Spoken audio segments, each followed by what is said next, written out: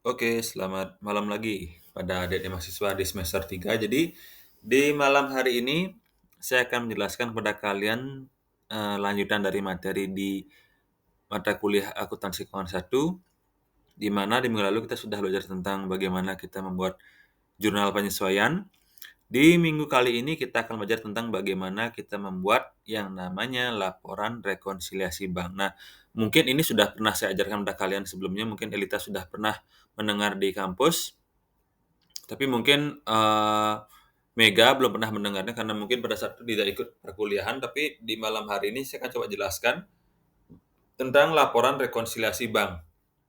Jadi laporan rekonsiliasi bank itu sebenarnya apa sih gitu ya. Jadi menurut materi, itu merupakan proses kegiatan untuk mencocokkan ini ya, merupakan proses kegiatan untuk mencocokkan antara pencatatan dalam rekening bank yang ada di perusahaan dengan catatan rekening koran yang ada di bank. Masih bingung, Pak, maksudnya seperti apa? Jadi contohnya gini deh, simpel aja. Misalnya kan kalian tuh punya rekening, bank ya, punyalah Anda tabungan di bank seperti itu. Nah, setiap bulan kan kalau Anda menabung itu kan misalnya Anda catat nih. Jadi Anda, misalnya mencatat di buku kecil misalnya kayak gitu. Anda nabung hari ini 1 juta, kemudian bulan depan Anda nabung lagi 2 juta, itu kan Anda catat di buku kecil misalnya. Jadi Anda berpikir bahwa, "Oh, saya nabung pertama 1 juta, kemudian nabung lagi saya 2 juta, berarti sekarang saya punya tabungan 3 juta di bank." Itu pikiran Anda, menurut buku kecil yang Anda bikin. Tapi ternyata ketika Anda ke bank, kemudian Anda, minta untuk print buku tabungan misalnya gitu ya, ternyata di rekening Anda itu uangnya bukan 3 juta lagi, tapi menjadi 3 juta Rp10.000 misalnya seperti itu. Anda bingung nih, "Ih, kok beda ya antara laporan yang saya bikin di buku kecil yang saya punya dengan laporan yang ada di buku tabungan yang ada di bank," gitu ya. "Kok beda 10.000 ya?" Gitu ya. Ternyata perbedaan 10.000 itu disebabkan oleh adanya pendapatan bunga bank yang Anda belum catat, seperti itu. Nah, ini juga sama. Jadi di perusahaan itu kan dia bikin juga catatan tuh, catatan kecil tuh dibikin juga di perusahaan. Kemudian setiap akhir bulan tuh dia akan cocokkan dengan laporan yang diterima dari bank. Sama nggak laporannya? Itu sebenarnya, fungsi dari laporan rekonsiliasi bank. Jadi, fungsi dari rekonsiliasi bank ini saya ulangi adalah untuk menyamakan antara angka yang ada di, catatan perusahaan dengan angka yang ada di laporan rekening koran dari bank gitu ya, atau laporan yang ada di bank, kayak gitu. Jadi mencocokkan nih. Nah, perbedaannya kenapa sih, Pak? Itu pertanyaannya atau, kenapa sih bisa berbeda antara kedua laporan itu gitu ya, itu pertanyaan berikutnya. Nah, karena yang paling, memungkinkan terjadi adalah karena adanya, kesalahan dalam catatan itu yang pertama, ataukah yang kedua karena ada miss dalam catatan atau ada transaksi yang belum dicatat, baik di pihak bank ataukah baik di pihak perusahaan menyebabkan laporan itu menjadi berbeda, kayak gitu. Oke ya, sekarang kita coba lihat ke ilustrasi satu aja. Ilustrasi satu itu saya gambarkan seperti ini. Jadi, ini ada perusahaan, oke ya, ini ada perusahaan, kemudian ini ada bank di sini. Jadi, eee, perusahaan itu membuat mutasi, ada laporan mutasi bank. Jadi, perusahaan itu mencatat berapa sih uang keluar masuk yang ada di bank, itu dicatat dalam sebuah laporan. Kemudian bank pun membuat laporan juga yang namanya rekening koran. Jadi, fungsi rekonsiliasi bank itulah untuk agar kedua hal ini menjadi sama, itu tujuannya dia. Kemudian kenapa beda? Karena, kita lihat ilustrasi 2 kenapa beda, karena ternyata ada uang masuk di perusahaan yang belum dicatat mungkin, ataukah ada uang keluar di perusahaan yang belum dicatat, ataukah ada uang masuk di bank yang belum dicatat oleh perusahaan, ada uang keluar di bank yang belum dicatat oleh, perusahaan. Jadi ini saling nggak tahu gitu ya, atau saling saling miskomunikasi. Jadi ada hal yang belum dicatat oleh kedua hal ini gitu ya. Itu dia. Nah, kemudian cara untuk menyamakannya gimana, Pak? Caranya adalah kita harus bandingkan antara laporan perusahaan dengan laporan yang ada di bank gitu ya. Caranya adalah laporan perusahaan yang di sisi debit itu kita, cocokkan dengan laporan yang ada di kredit yang ada di bank. Kenapa beda, Pak? Kenapa nggak debit dengan debit ya gitu ya? Karena kalau di bank itu kan berbeda pencatatannya. Jadi kalau kita memasukkan uang di bank, bank itu mencatatnya di sisi kredit gitu ya. Sedangkan kalau kita ada penerimaan uang atau uang cash kan, cash-nya dicatat di sisi debit. Tapi kalau di bank dicatat di sisi kredit. Sehingga kalau kita mencocokkan tuh kita cocokkannya terbalik. di perusahaannya di debit, kita cocokkan dengan yang ada di kredit di bank. Sedangkan kalau di perusahaan sisi kredit, kita cocokkan dengan debit yang ada di bank, itu berbanding terbalik seperti itu. Atau cocokkannya terbalik seperti itu. Oke, itu ilustrasinya dia. Nah sekarang, kenapa bisa beda itu pertanyaannya, kenapa bisa beda, apa aja yang menyebabkan itu menjadi berbeda gitu ya. Nah, seperti tadi saya bilang penyebab perbedaannya cuma ada 2, karena ada penerimaan ataukah ada pengeluaran yang tidak dicatat oleh masing-masing pihak, baik pihak bank maupun pihak perusahaan gitu ya. Jadi yang pertama adalah elemen-elemen yang oleh perusahaan sudah dicatat tetap sebagai penerimaan uang tapi belum dicatat oleh bank. Jadi contohnya gini misalnya, contohnya adalah setoran dalam perjalanan di mana uang sudah ditransfer atau dikirimkan oleh perusahaan tetapi belum diterima oleh bank. Jadi contohnya gini, kalau misalnya kita, di perusahaan tuh saya setiap akhir bulan pasti saya menyetorkan uang ke bank. Jadi uang cash yang saya terima di perusahaan yang berasal dari penjualan tunai itu kan dapat uang uang tunai saya. Saya kumpulkan semua uang itu di brankas, kemudian dari brankas itu setiap akhir bulan saya setorkan ke bank. Setiap akhir bulan nih saya setorkan ke bank uang itu. Nah, kalau setoran dalam perjalanan ini kan ada waktunya ya, misalnya sehari gitu misalnya. Jadi sekarang saya setorkan, mungkin banknya akan mencatat uang itu masuk besok gitu ya, karena mungkin sudah lewat bulan, kan terkadang kayak gitu dia. Nah, itu namanya setoran dalam perjalanan. Jadi di perusahaan itu sudah dicatat bahwa uangnya sudah masuk ke bank, tetapi oleh bank di hari itu belum dicatat, uangnya sudah masuk, tapi baru dicatatnya besok gitu ya. Jadi hal itulah yang menimbulkan perbedaan, itu yang pertama. Kemudian yang kedua, elemen-elemen yang sudah dicatat sebagai penerimaan oleh bank tapi belum dicatat oleh perusahaan. Nah, contohnya gini misalnya, misalnya kan Anda menerima transfer nih, misalnya saya transfer uang pada Elita sebesar Rp1.000.000 misalnya kayak gitu. Nah, kalau saya nggak ngomong ke Elita, kan Elita nggak tahu tuh saya ada transfer. Karena mungkin Elita nggak mengaktifkan internet banking-nya dia, jadi nggak tahu ada transfer ya. Yang tahu adalah pihak bank. Jadi di bank tuh sudah uang Elita tuh sudah nambah 1 juta. Tapi ternyata, si Elita tuh nggak tahu gitu, jadi kan berbeda nih pencatatannya dia. Jadi di bank sudah bertambah saldonya Elita, tapi ternyata di catatan buku kecilnya Elita tuh belum dicatat penerimaan itu, sehingga menyebabkan perbedaan. Kemudian ada pendapatan bunga yang diperhitungkan oleh bank terhadap simpanan, tapi belum dicatat oleh perusahaan. Jadi setiap bulan itu kan kita mendapatkan pendapatan bunga ya, yang sudah dicatat oleh bank, tetapi kita nggak tahu tuh ternyata pendapatan pendapatan sudah kita terima pendapatan bunga itu. Jadi perusahaan belum mencatat, itu membuat juga menjadi berbeda laporannya. Kemudian hal yang ketiga yang membuat berbeda adalah ada elemen-elemen yang sudah dicatat oleh perusahaan sebagai pengeluaran, tetapi bank belum mencatatnya. Contohnya gini nih misalnya, di perusahaan itu kan terkadang kita mengeluarkan cek ya untuk melakukan pembayaran. Jadi saya membuat sebuah cek, kemudian saya berikan kepada customer, misalnya kepada Elita nih, saya bikin cek itu. Jadi ketika cek itu saya serahkan kepada Elita, terkadang perusahaan itu sudah mencatat sebagai uang keluar di bank gitu ya. Padahal sebenarnya cek yang saya kasih ke Elita itu belum dicairkan oleh Elita ke bank. Jadi uangnya belum ditarik sama Elita ke bank. Jadi saya sudah mencatat sebagai pengeluaran di bank, di perusahaannya, tapi ternyata di banknya belum dicatat sebagai pengeluaran karena kan Elita belum mencairkan cek itu. Itu yang menyebabkan terjadi perbedaan. Itu yang ketiga. Oke ya. Kemudian yang keempat, ada elemen-elemen yang sudah dicatat oleh bank sebagai pengeluaran, tetapi belum dicatat oleh perusahaan. Contohnya misalnya ada biaya bunga bank gitu ya, kan setiap bulan tuh ada biaya bunga bank ya, itu belum dicatat oleh itu sudah dicatat oleh bank, langsung dipotong uang Anda sebagai biaya, tapi Anda nggak tahu tuh uang Anda ternyata sudah dipotong.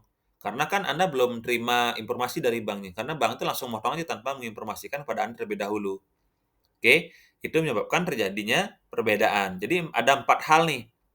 Jadi ada elemen untuk uang masuknya, ada elemen untuk uang keluarnya. Ada elemen uang masuk yang belum dicatat oleh, bank, ada elemen uang masuk yang belum dicatat oleh perusahaan. Ada elemen uang keluar yang belum dicatat oleh bank, ada elemen uang keluar yang belum dicatat oleh perusahaan. Jadi 4 hal ini menyebabkan terjadi perbedaan. Simpel sebenarnya ya, kayak gini dia. Nah kemudian, rumus untuk membuat laporan rekonsiliasinya gimana Pak? Rumusnya adalah untuk rekening perusahaan atau di rekening perusahaan, jadi nanti saldo di rekening perusahaan itu akan bertambah kalau ada pendapatan bunga bank. Jadi kalau pendapatan bunga bank, kita dapat bunga, kan itu kan belum dicatat oleh perusahaan ya, jadi itu akan menambah saldo di perusahaan. Kemudian kalau ada transfer dari nasabah yang sudah diterima oleh bank, tapi perusahaan belum mencatat, itu juga akan menambah saldo di rekening perusahaan. Itu yang menambah. Kemudian yang mengurangi apa, Pak? Yang mengurangi adalah kalau misalnya bank sudah membebankan beban administrasi, tapi perusahaan tuh belum mencatatnya, itu akan mengurangi saldo yang ada di bank. Kemudian kalau saldo yang ada di bank atau saldo per rekening koran, itu akan bertambah kalau ada setoran dalam perjalanan. Kemudian akan berkurang kalau ada cek-cek yang masih beredar. Jadi kalau ada cek-cek yang masih beredar walaupun belum dicairkan, itu akan mengurangi saldo yang ada di rekening koran bank gitu ya. Jadi, inilah rumus untuk membuat laporan rekonsiliasi bank tersebut. Dan di sini saya bikin ada kesalahan dari nasabah, ada kesalahan bank. Jadi kemungkinan kesalahan itu terjadi kalau misalnya kita salah catat misalnya. Jadi misalnya nih, kita mengeluarkan cek senilai 65.000, tapi ternyata kita catat di perusahaan kita sebesar 650.000, nambah satu nol di belakang. Itu kan kesalahan ya. Jadi di perusahaannya mencatat keluar uang 650.000, tapi di bank cuma mencatat pengeluaran uang sebesar 65.000 gitu ya. Jadi itu adalah kesalahan. Kesalahan itulah yang nanti akan harus dikoreksi. Jadi kesalahan itu bisa menambah saldo ataukah mengurangi saldo, baik di perusahaan ataukah di bank kayak gitu. Oke, jadi rumusnya seperti ini yang saya bikin. Rumusnya gini. Nah, sekarang kita ke soalnya aja deh biar lebih gampang Anda belajarnya gitu ya. Jadi soalnya bilang seperti ini nih. Jadi inilah soal, bagaimana kita buat laporan rekonsiliasi bank. Jadi ini ada namanya PT Martek.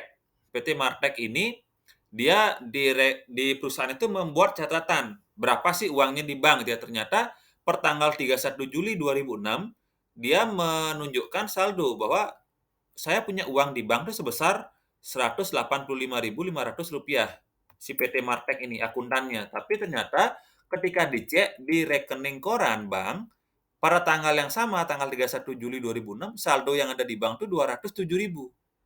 Jadi kalau kita bilang ini ada perbedaan sebesar, kalau kita hitung ya, jadi perbedaannya sebesar 207.000 ini dikurangi dikurangi dengan 185.500. Jadi sekitar 21.500 perbedaannya. 21.500. Ini perbedaan antara saldo yang ada yang dicatat oleh perusahaan dengan saldo yang benar-benar ada di bank gitu ya. Itu perbedaannya sebesar sekian. Nah, kenapa berbeda? Ternyata perbedaannya disebabkan oleh 5 hal ini. Ada 5 hal yang menyebabkan perbedaan. Jadi yang pertama ada biaya admin bank yang belum dicatat oleh perusahaan. Biaya admin bank itu belum dicatat oleh perusahaan ya. Belum dicatat oleh perusahaan. Kemudian ada 5 lembar cek yang sudah dibayarkan kepada pemasok untuk melunasi utang, ternyata belum dicairkan oleh pemasok itu ke banknya. Jadi belum dicairkan, atau istilahnya adalah cek yang masih beredar ini ya, nomor 2 ini. Kemudian yang ketiga ada cek yang ditarik oleh PT Ayu sebesar 15.000 telah salah dibukukan oleh bank ke dalam rekening PT Martek. Jadi di bank, kan PT Martek ini naruh uangnya itu di bank mana ya? Di Bank Arta ini naruh uang dia.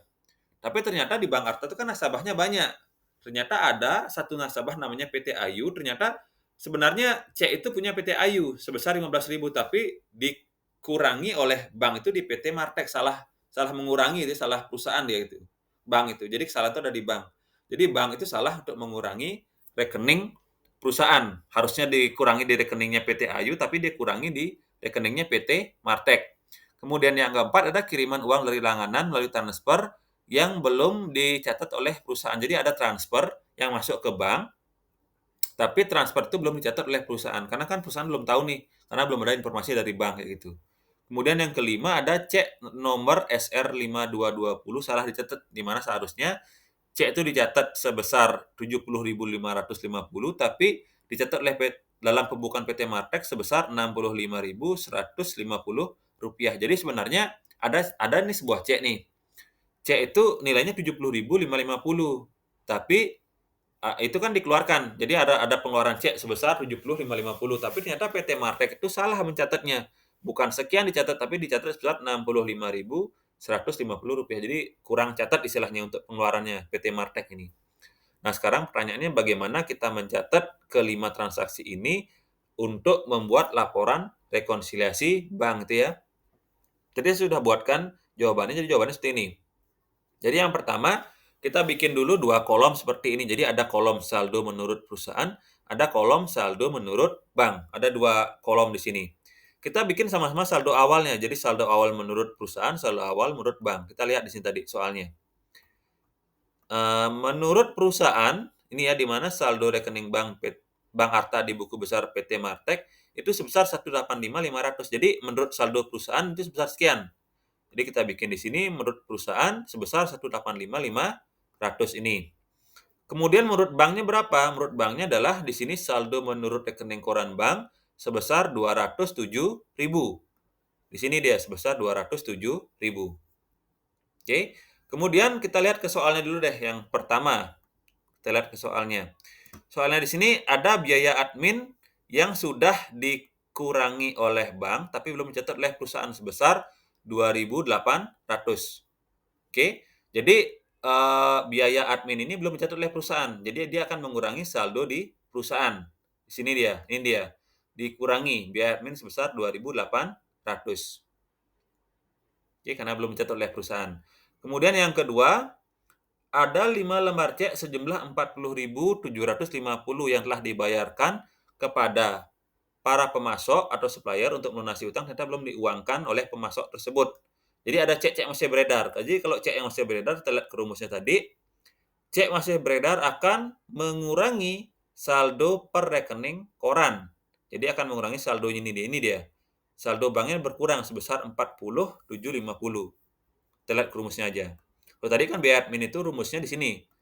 Biaya admin itu rumusnya adalah ini, mengurangi saldo per rekening perusahaan. Itu dia. Oke. Kemudian kita ke berikutnya, soal berikutnya, ke yang 3 tadi. Ada cek yang ditarik oleh PT Ayu sebesar 15.000 telah salah dibukukan oleh bank dalam rekening PT Martek. Jadi bank itu salah mengurangi rekening. Salah mengurangi rekening ya. Jadi bank itu harus nambah. Jadi kan awalnya bank itu mengurangi saldonya PT Martek. Jadi sekarang harus menambah saldonya sebesar Rp15.000 agar balance ya. Jadi ditambah salah debit rekening. Ini dia.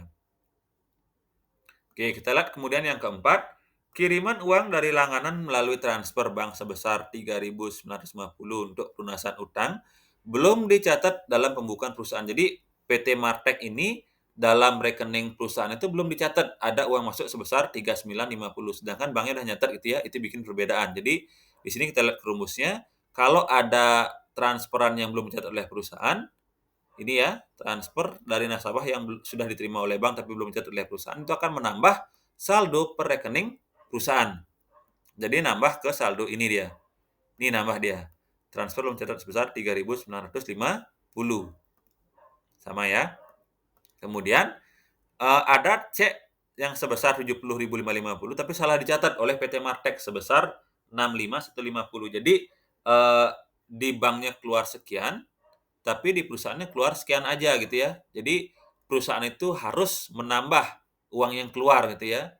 Jadi di sini uang keluarnya bertambah. Jadi salah catat cek sebesar 5.400. Kayak gini dia. Nah, udah kelimanya kita masukkan. Sekarang kita lihat aja. Jadi ada saldo perusahaan ini bertambah karena ada transfer yang belum dicatat, berkurang karena ada biaya admin, berkurang karena ada salah catat cek. Kalau di total semuanya ini dijumlah, ini ditambah dengan ini, dikurangi dengan ini, 2 ini, dapat hasil Rp181.250. Karena saldo menurut bank, saldo awal 207.000, ada ditambah salah debit rekening 15.000, dikurangi dengan cek yang beredar tadi sebesar 40.750. Jadi saldonya adalah Rp181.250. Jadi ini sudah sama sekarang saldonya ya gitu ya. Jadi inilah yang kita sebut sebagai laporan rekonsiliasi bank, seperti itu. Oke, jadi inilah laporan rekonsiliasi bank, seperti ini materinya. Jadi terima kasih atas waktunya, nanti akan saya berikan Anda soal gitu ya. Jadi nanti akan saya berikan Anda soal yang harus Anda kerjakan. Jadi semoga Anda memahami materi yang saya ajarkan hari ini. Apabila ada pertanyaan dari Anda bisa tanyakan kepada saya, Pak, lewat japri ataukah lewat WA grup itu bisa, tanyakan pada saya. Saya akan coba bantu untuk menjawab pertanyaan kalian gitu ya. Jadi terima kasih atas waktunya, selamat menonton video saya, selamat belajar dan semoga Anda memahami materi yang saya berikan di malam hari ini. Sekian dan terima kasih.